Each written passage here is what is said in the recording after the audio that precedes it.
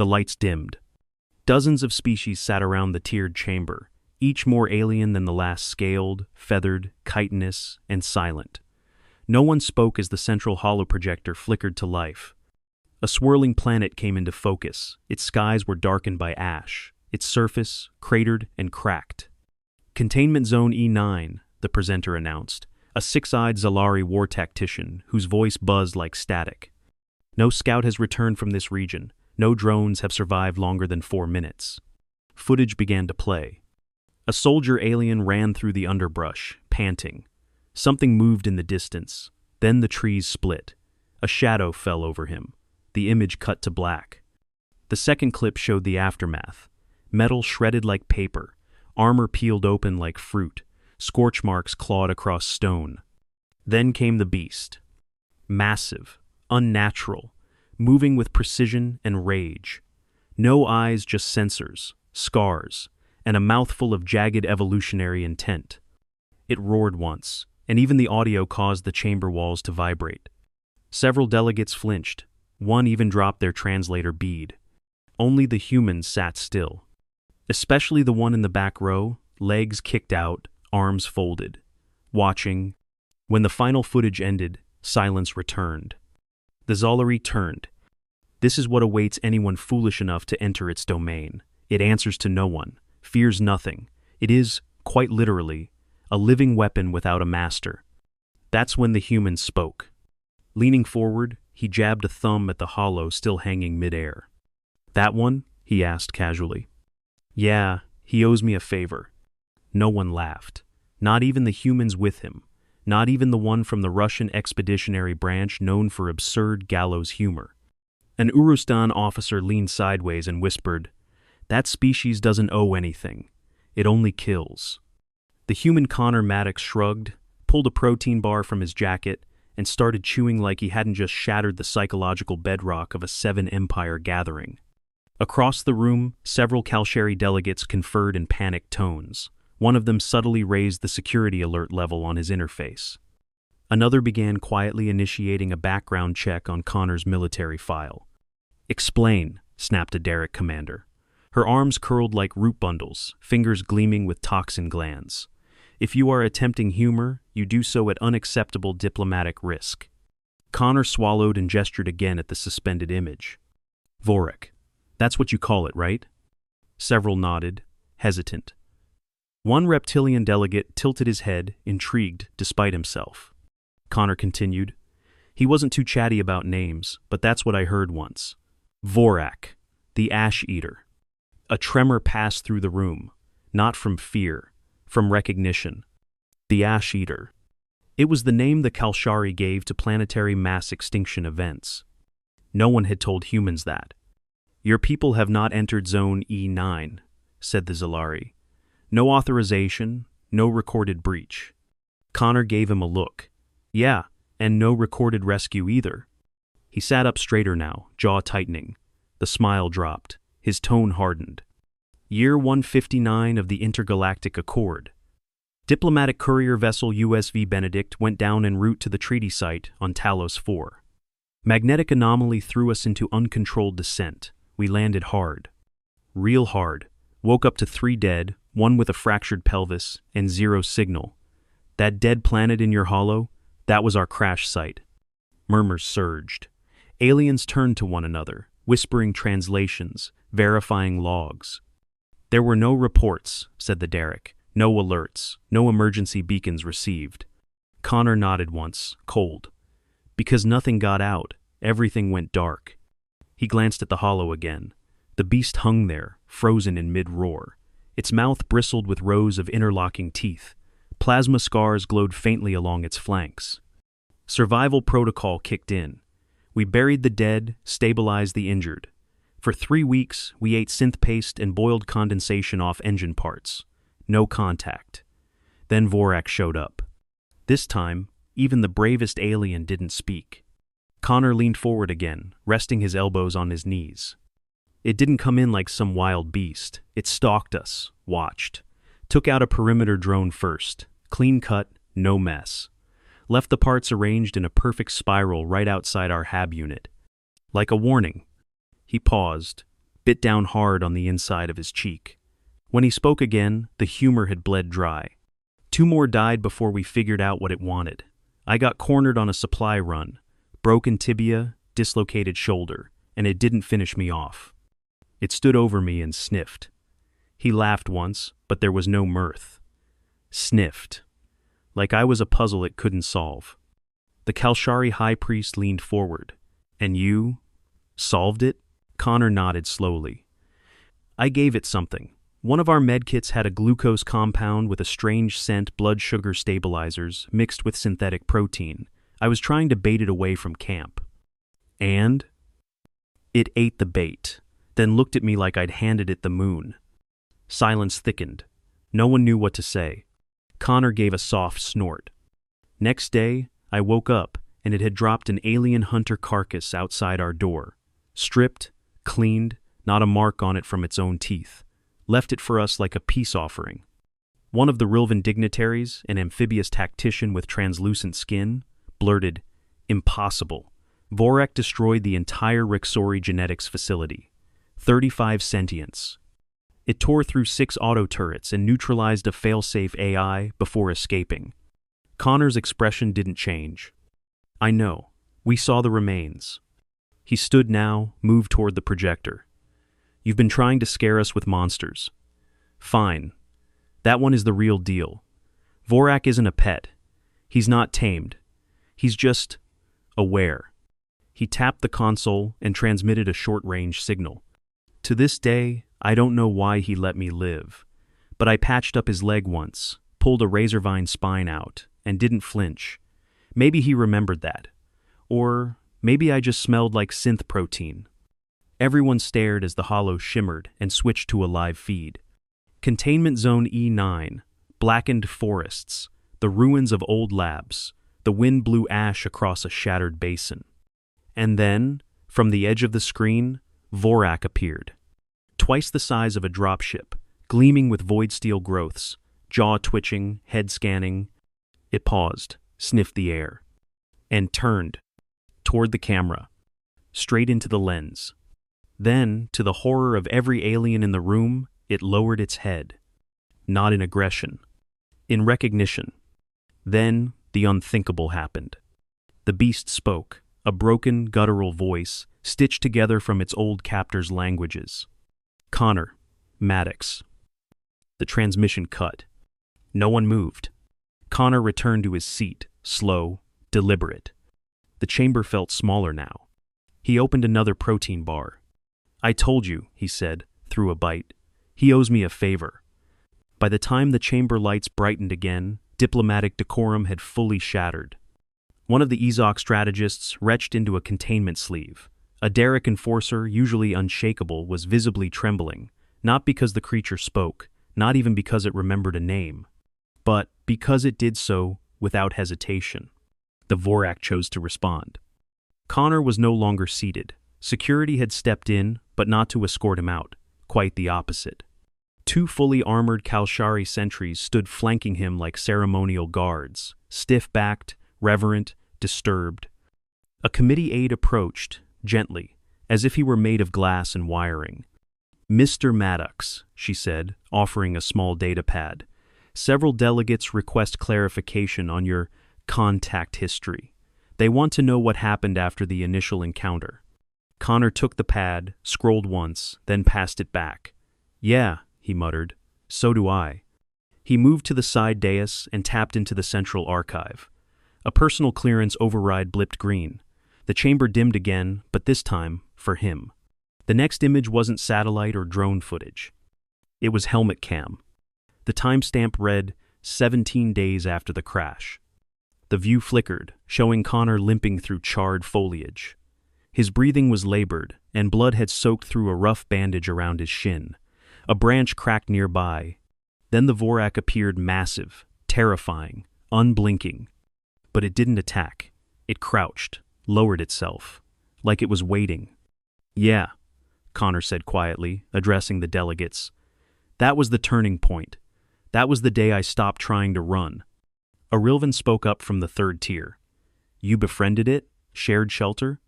Connor laughed, sharp and bitter. I slept in a wrecked drop cradle under thermal foil. Vorak dug into the side of a sulfur pit and made a nest out of slag and alien bones. We weren't buddies. But he stopped circling the camp. Another delegate, a feathered Avexi diplomat, interrupted. But why? What changed its behavior? Connor stared at the hollow feed for a beat before answering. I pulled something out of its mouth, some kind of parasite. Biomech leech, latched to the back of its tongue, feeding through its vascular plates. I thought it was attacking me, but it was choking. The chamber went still again. Did you sedate it? Asked a Juran surgeon. Or restrain it somehow? Connor raised his arm, showed a puckered scar on his forearm near the elbow. I climbed into its mouth with a headlamp and a multi-tool, because it was dying. And I wasn't. Gasps followed, of course, from multiple species. The Avexi covered their optical vents. The Kalshari leaned forward in reverent horror. It could have killed me right after, Connor added. Didn't. Just stood there, bleeding black-blue into the ash, watching. Let me collapse on its foot while I passed out. He exhaled through his nose. Next time I woke up, I was wrapped in shredded tarp with the carcass of a flame beetle beside me, cooked. The Derek commander from earlier said nothing, but she was no longer sneering. The footage paused on a grainy frame. Vorak crouched beside the wreckage, eyes dimmed, while Connor, smaller than a splinter in comparison, lay curled in a sleeping bag beside it. I didn't train him, Connor said, didn't tame him. I just treated him like something that could choose. From the first tier, a lone Kalshari sage whispered, You gave the predator a reason to remember. Connor just nodded. The Avexi diplomat was less poetic. Do you realize what this implies? That Vorak Ash-Eater formed a bond? Connor shrugged again. A working arrangement, maybe. It was the Rilvan this time who pressed forward. Were you ever attacked again while on that planet? Connor hesitated. Yes. Every eye narrowed. He continued.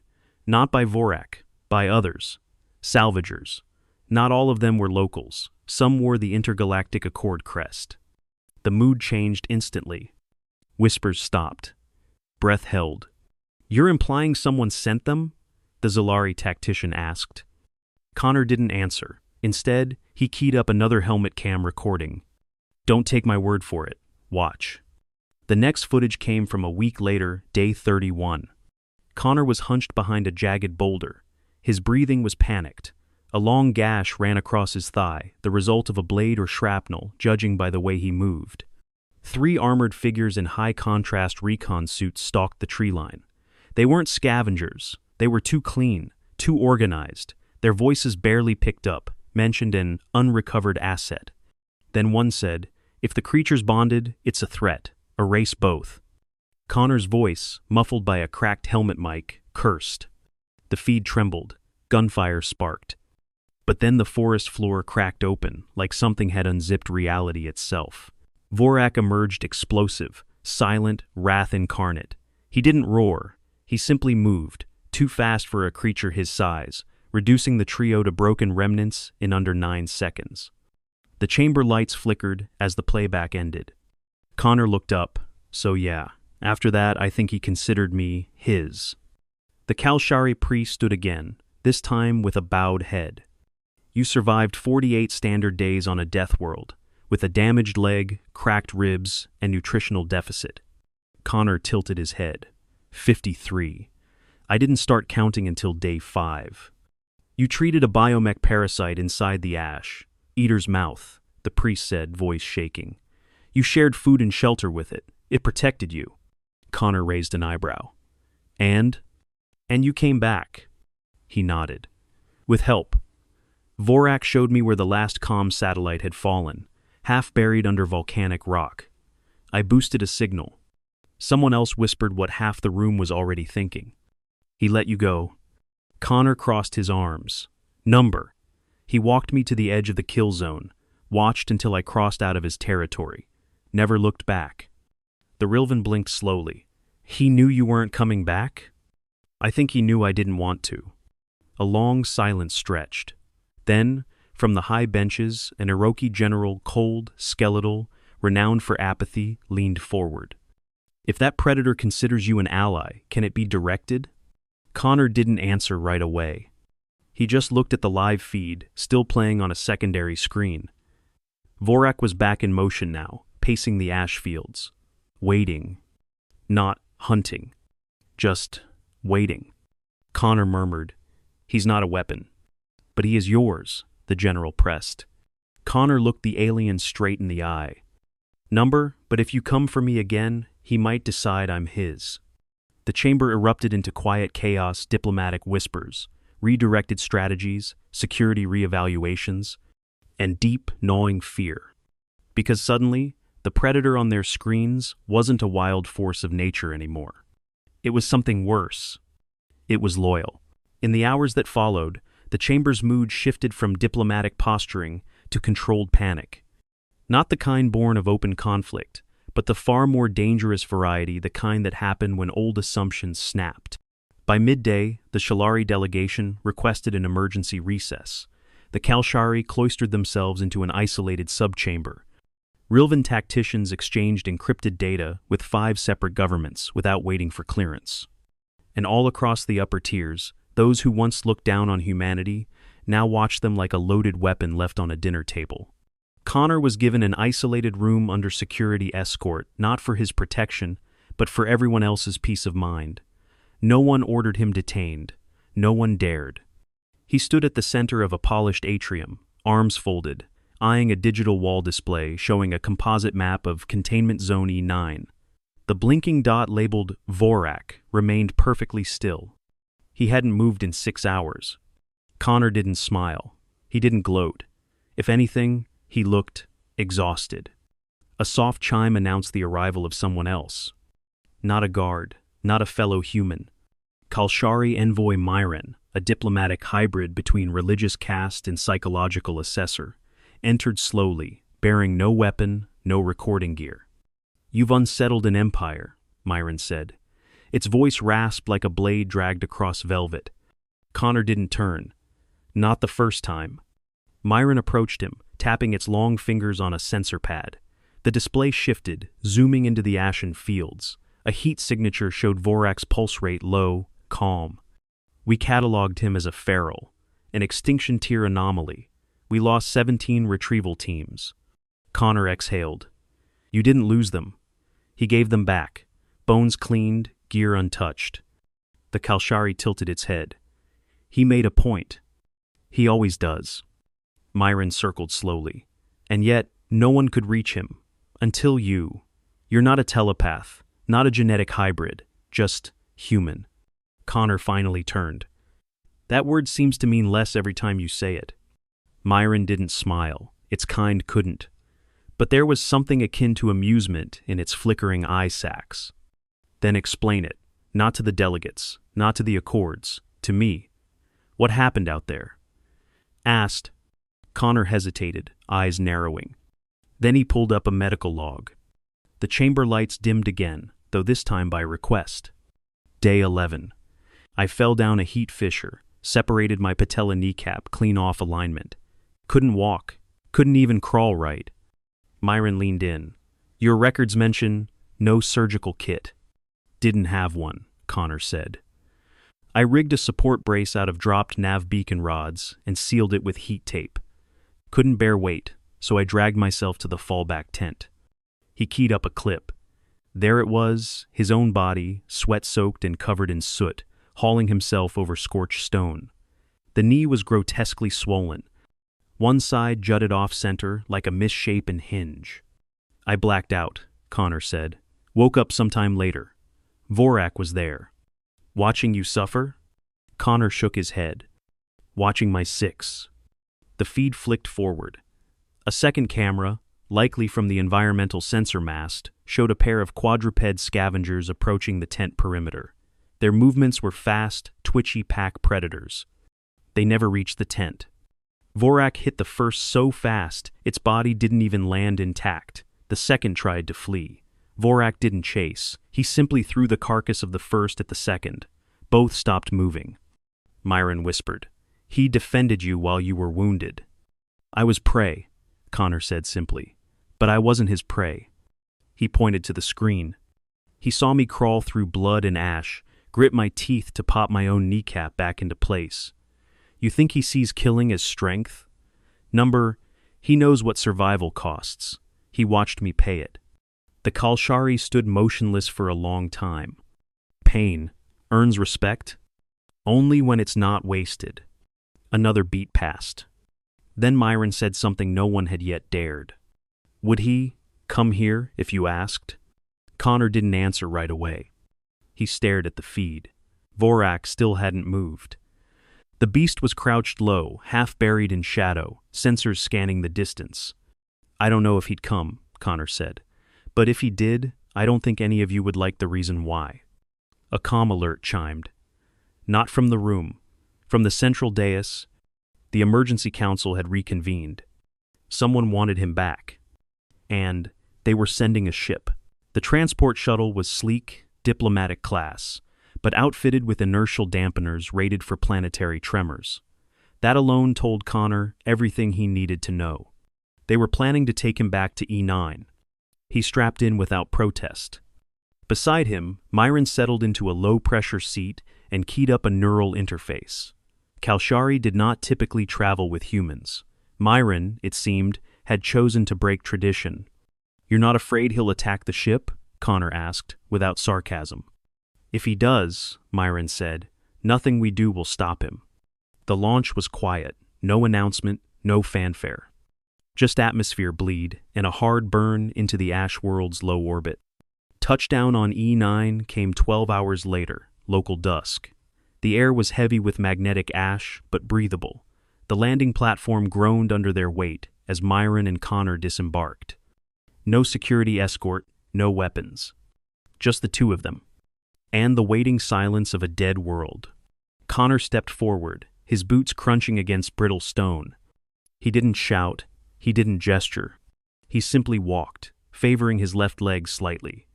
The limp was still there, not out of injury anymore, but muscle memory, a ghost of pain that never quite left. After 20 minutes, the ground trembled. And then Vorak stepped from the ridge. Massive, lethal, beautiful in the way avalanches are beautiful because nothing can stand against them. He stopped less than 10 meters away. Myron didn't breathe. Connor stood still. Vorak stared at him, and then lowered himself to one knee. Not a crouch, a full kneel. One arm across his chest, a gesture from long-dead war cultures, an echo of respect. The Kalshari envoy whispered, "He's not just loyal." Connor nodded once. He remembers. The kneeling shook Myron more than any roar could have.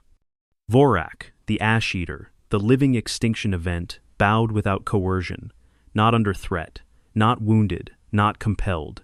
He lowered himself as a choice. Connor didn't step forward. He knew better. Predators respected stillness more than false authority. Instead, he met Vorak's gaze, if you could call those sensor clusters eyes, and gave a single nod. That was all. Vorak rose. Slow, deliberate. An entire forest ridge seemed to shift with him. Myron took a cautious half-step back. But the creature wasn't interested in the Kalshari envoy. He moved past both of them, soundlessly, until he stood atop the plateau, overlooking the old lab ruins, just as a low-frequency alarm started to wail from orbit. Connor's comm beeped once, no message, just a signal. He frowned and tapped it. The channel opened, audio only. "This is Kensai Orbit Control. Maddox, are you seeing this?" He looked up instinctively. The sky wasn't just dark now. Its swirled metal glints streaked across the upper atmosphere. Something was entering. Lots of somethings. "What am I looking at?" Connor asked. "Unauthorized drop pods," came the tight response. 7 confirmed. "Impact trajectory suggests containment zone E9. They're not ours." "Unauthorized." Connor felt the air go colder despite the ash heat. Myron tilted its head, voice brittle. Who would send pods into a quarantine zone during a diplomatic crisis? Connor's stomach turned. Someone betting Vorak's attention is on me. The first drop pod slammed down a few kilometers north. Then another.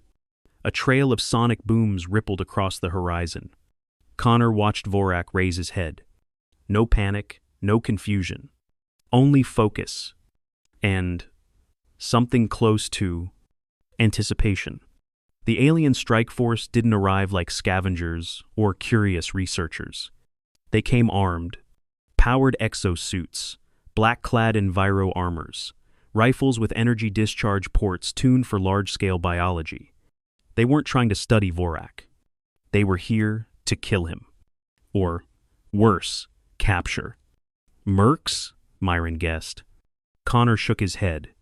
Too organized. Too quiet. Someone funded this deep, black operations tier. He looked at Vorak.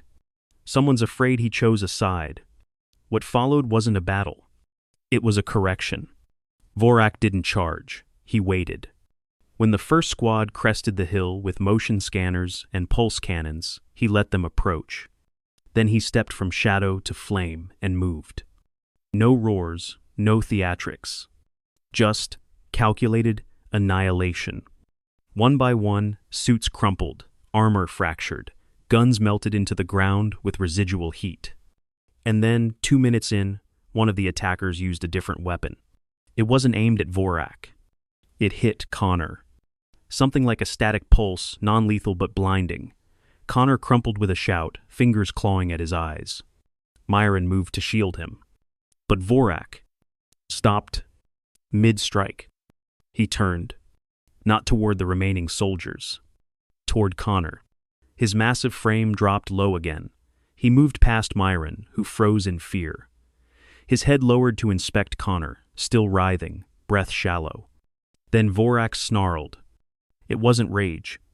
It was recognition. The beast scanned the attacker who fired, locked on, and then it didn't kill him. It took him. Wrapped one clawed hand around the soldier, disabling the gun, slamming the suit's power core offline. Then Vorak ran, straight into the valley, carrying the captive like a scavenger carrying an egg. Connor, regaining partial vision, gasped. He's bringing him back. To interrogate? Myron whispered. Connor shook his head, coughing. To show me. To show me. An hour passed before the ground shook again. Vorak returned alone. He dropped the soldier's powered suit like a discarded shell. Connor could see what was left of it: burned edges, tool marks near the wrist joints. The helmet was missing. Beside it lay a second item, a silver medallion bearing an insignia Connor hadn't seen in over a decade. He knelt slowly. Earth Tactical Division, he murmured. Experimental branch. Myron inhaled sharply. That's your own people. Connor nodded. He didn't look surprised, only tired. They must have known. Maybe they thought I couldn't control him. Maybe they didn't want me to. Why risk this? Myron asked. Why provoke something like Vorak? Connor stood, voice bitter. Because he's not just a threat to others. He's proof that humans can bond with monsters, not enslave, not manipulate, just coexist. He looked at the Kalshari. That's more dangerous to some governments than any weapon. Back in orbit, chaos bloomed.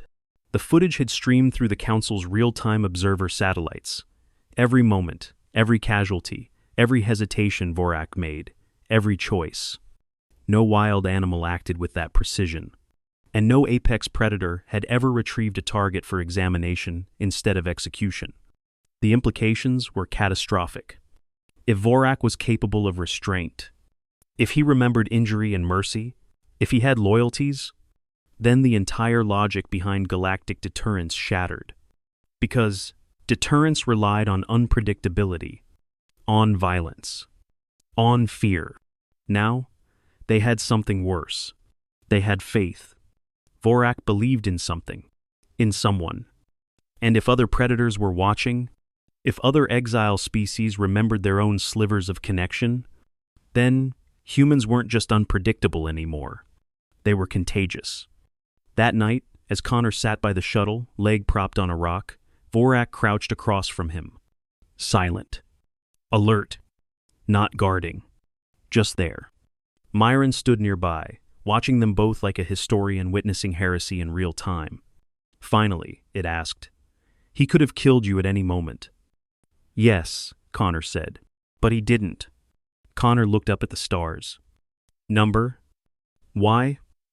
He didn't answer right away. Instead, he reached into his pack, pulled out a ration bar, and tossed it gently to Vorak. The beast caught it mid-air, turned it over in one massive claw, then set it down, untouched, but didn't look away. Connor smiled faintly. I fed him once, he said, and I didn't flinch. By morning, the ash winds had thinned. Vorak hadn't moved from his post by the ridge. His limbs were folded beneath his massive frame, like coiled steel cables, a silent monument in the cratered landscape. Connor woke slowly, with the dull ache in his leg where scar tissue never quite adapted. The inflammation had crept in overnight, nothing serious, but enough to remind him of what he wasn't anymore: unbreakable. The Kalshari envoy, Myron, emerged from the shuttle with a datapad in hand and a deeply unsettled expression. They want answers, Myron said. The Council has reconvened twice since sunrise. Half the member species demand containment. The other half want negotiation.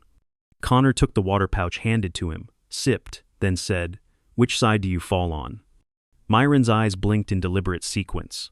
I watched the most dangerous creature in our registry bow to a limping man with sun damage and bone spurs. I think I'm done pretending our playbook applies. Connor stood, rolled his shoulder carefully, no sudden movement. Not with Vorak watching. His gaze slid toward the creature. You said they want answers, he said. What kind?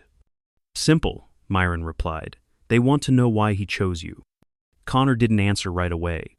He limped a short distance toward a scorched outcropping, sat carefully, then motioned for Myron to join him. The Kalshari sat cross-legged, awkward but willing. I think you misunderstand him, Connor said, finally. Vorak doesn't follow me. He remembers what we went through.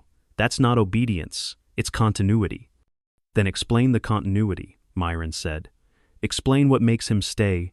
Connor closed his eyes for a moment. Day 23, he said, voice steady. I'd just learned to walk again with the brace. My rations were down to 2 bars. Vorak hadn't shown himself for 3 days. I thought maybe I was back to being alone. Myron listened without interruption. I was hiking toward the calm crater when I slipped and landed wrong. Felt something pop in my side. Hurt so bad I couldn't breathe. I curled up under some twisted scaffold wreckage and just laid there. Connor leaned forward, resting his elbows on his knees. 2 hours later, I saw a shadow. Vorak stepped over me, didn't touch me, didn't carry me, just stood there, like some grotesque watchdog. What did he do? Myron asked. Nothing, Connor said. But he didn't leave. I couldn't move, couldn't eat, barely drank anything for 2 days. He just waited, the whole time. Didn't hunt, didn't patrol, just stood by. And when you got up? Myron asked. Connor nodded. He went with me. Myron took several long moments to process that. This was not training, the envoy said quietly. No, Connor said. This was recognition. The radio on his hip crackled. He tapped it twice. A human voice flat, professional cut in. Council deliberation has entered closed session. 10 minutes to summary vote. Myron, you are granted emergency override representation. Myron blinked. They're voting already? Connor stood with effort. They weren't going to wait for him to march up the stairs. Myron stepped back into the shuttle first. Connor followed, limping up the ramp. Vorak remained behind. Not restrained. Not commanded. Just present. As the shuttle rose, the view from the windows framed him perfectly alone in the ash field, watching them leave like a sentinel in a graveyard. He didn't move. The chamber felt different this time. No stage dramatics, no hollows meant to intimidate. Every delegate already knew the facts. Vorak had bowed, spared, retrieved, and remembered. He'd chosen. Connor stood beside Myron at the front of the room as the council chancellor, a Delxi, with metallic vocal resonance called the floor to order. Do the humans contest the presence of the ash-eater? The chancellor asked. No, Myron answered before Connor could. The chancellor nodded. And do the humans propose he be used? Connor shook his head. He isn't ours to use. Murmurs again, but less aggressive this time. An Avexi delegate raised her wing. Then what do you propose? He cannot be unseen. Connor took a breath. Don't build another cage for him, he said. Don't try to put him under glass or on a leash. Let him stay in the zone. Let him live how he chooses. The Rilvan strategist barked, and if he leaves? He won't, Connor said. Not unless you give him a reason. Silence again. Then, from a lower tier, a Derek enforcer spoke. You say he's not tame, that he's not owned, but he acted as if you mattered. You are mortal, fragile. Why would he protect something like you? Connor looked at the enforcer, held the gaze. I didn't flinch when he was dying, Connor said. That's it. No heroics, no tech. Just, I helped him breathe. That was enough. A long pause. Then the vote began. It took 8 minutes. 8 minutes. In the end, 65% voted to recognize Vorak not as a threat, but as a sovereign entity. No longer a weapon. Not quite a citizen, but not a monster either. A being. A he. The first of his kind to earn that designation. 3 days later, Connor returned to the Ash Zone. Alone this time. No diplomatic entourage, no armor, just him. Vorak was there. As expected. They sat together on the old ridge, watching the distant volcanic glow paint the horizon. No words. Just mutual gravity. Connor, after a while, pulled a final ration bar from his pack, laid it gently on the rock between them. He didn't toss it this time.